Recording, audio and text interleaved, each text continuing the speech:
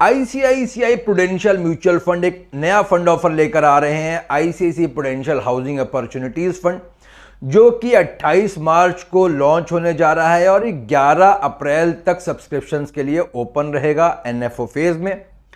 तो कैसा रहेगा ये फंड आपके लिए और क्या आपको इसमें इन्वेस्टमेंट करना चाहिए या नहीं करना चाहिए, ये सारी बातें मैं आपको आज इस वीडियो के माध्यम से बताऊंगा। तो इन्वेस्टमेंट करने से पहले इस वीडियो को जरूर देखें और एंड तक देखें।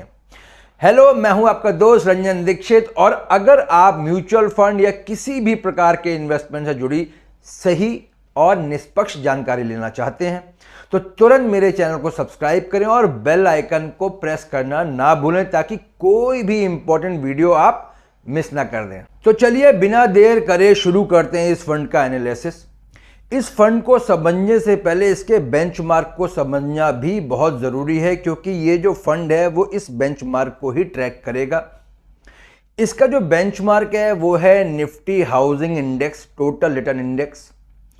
ये बेंचमार्क इसी साल 15 फरवरी को लॉन्च हुआ और इसका बेस ईयर रखा गया है 1 अप्रैल 2005 और इसकी बेस वैल्यू 1000 पॉइंट्स रखी गई है। इस इंडेक्स में टोटल 7 सेक्टर्स हैं, जैसे कि financial services, consumer goods, cement and cement products, power, construction, metal, oil and gas.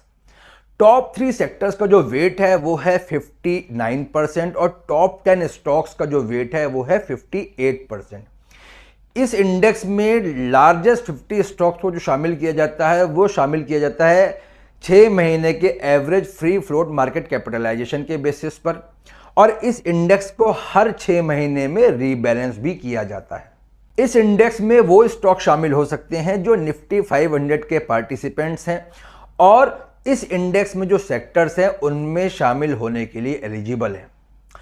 इस इंडेक्स का सिंस इंसेप्शन रिटर्न 14.48% है। हालांकि 2020 से 2022 तक ओवरऑल मार्केट्स ने बहुत अच्छा प्रदर्शन किया है, इस वजह से 14.48 है। अदरवाइज अगर 2005 से 2020 की कैलकुलेशन में बताऊं, यानी कि 15 साल में इस इंडेक्स ने सिर्फ 11% का रिटर्न जनरेट करके अपने इन्वेस्टर्स को दिया है। तो चलिए अब बात करते हैं ICICI prudential housing opportunities fund की। तो ये एक थेमेटिक फंड है और सेबी के मैंडेट के अनुसार थेमेटिक फंड्स का 80% इन्वेस्टमेंट उनके इंडेक्स में ही होना चाहिए जिसको वो ट्रैक कर रहे होते हैं। यानी कि इस फंड का 80% इन्वेस्टमेंट जो है वो निफ्टी हाउसिंग इंडेक्स में ही होने वाला है और रेस्ट 20% को फंड मैनेजर डायनामिकली मैनेज कर सकता है। अब क्योंकि ये एक थेमेटिक फंड और थेमेटिक फंड्स जो भी होते हैं उनका इन्वेस्टमेंट यूनिवर्स जो होता है काफ़ी नैरो होता है, जिसकी वजह से ये फंड्स कई बार रिस्की भी होते हैं। काफ़ी लंबे समय तक ये अंडर परफॉर्म भी कर सकते हैं और कम समय में बहुत अच्छा रिटर्न भी बनाकर दे सकते हैं। हालांकि इस बात में भी कोई दो राय नहीं है कि गवर्नमेंट का फोकस कैपिटल एक्सपेंडिचर पर और अफोर्डेबल हाउसिंग पर बहुत ज़्यादा है, तो हो सकता है कि ये फंड बेहतरीन रिटर्न बनाकर दे दे। हालांकि इस थीम पर आईसीआईसीआई प्रूडेंशियल का ये फंड कोई अनोखा फंड नहीं है। इससे पहले एचडीएफसी भी इस थीम पर फंड लॉन्च कर चुका है और उसका नाम भी एचडीएफसी हाउसिंग अपॉर्चुनिटीज फंड था और ये फंड 16 नवंबर 2017 को लॉन्च हुआ था। और इस फंड से भी सेम इसी तरीके की उम्मीदें लगाई गई थी उस समय पर भी।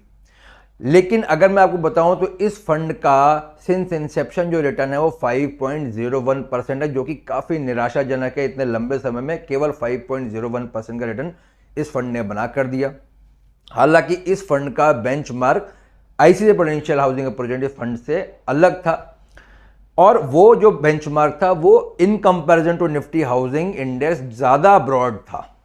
तो इस पूरी एनालिसिस के बाद मुझे लगता है कि अगर आप इस फंड में इन्वेस्टमेंट करना चाह रहे हैं तो ये बात समझना आपके लिए बेहद आवश्यक है कि यह फंड उन लोगों के लिए सूटेबल है जो अग्रेसिव हैं और ज़्यादा रिस्क उठाने की क्षमता रखते हैं, क्योंकि अगर ये फंड लंबे समय तक अंडर परफॉर्म करता है तो वो व्यथित नहीं होंगे।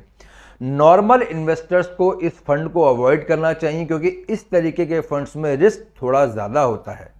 अगर आप कम रिस्क लेते हुए अच्छे रिटर्न्स बनाना चाहते हैं तो किसी भी अच्छे फ्लेक्सी कैप फंड का चुनाव करिए, क्योंकि फ्लेक्सी कैप फंड्स का इन्वेस्टमेंट यूनिवर्स काफ़ी ब्रॉड होता है और फंड मैनेजर बेटर प्रॉस्पेक्ट्स को देखते हुए किसी भी कैपिटलाइजेशन में फ्रीली मूव कर सकता है। अगर आप भी बेस्ट फ्लेक्सी कैप फंड्स के बारे में जानना चाहते हैं तो मेरे video best of flexi cap fund को देखना मत भूलिएगा, लिंक आपको डिस्क्रिप्शन में मिल जाएगा। और अगर इस फंड से या किसी भी म्यूचुअल फंड से जुड़ी किसी भी प्रकार की जानकारी आप लेना चाहते हैं तो please type in the comment box में, आपके सवालों का जवाब जरूर दूंगा। और कैसा लगा आपको ये वीडियो और मेरी एनालिसिस, ये प्लीज जरूर बताइएगा मुझे। Thank you.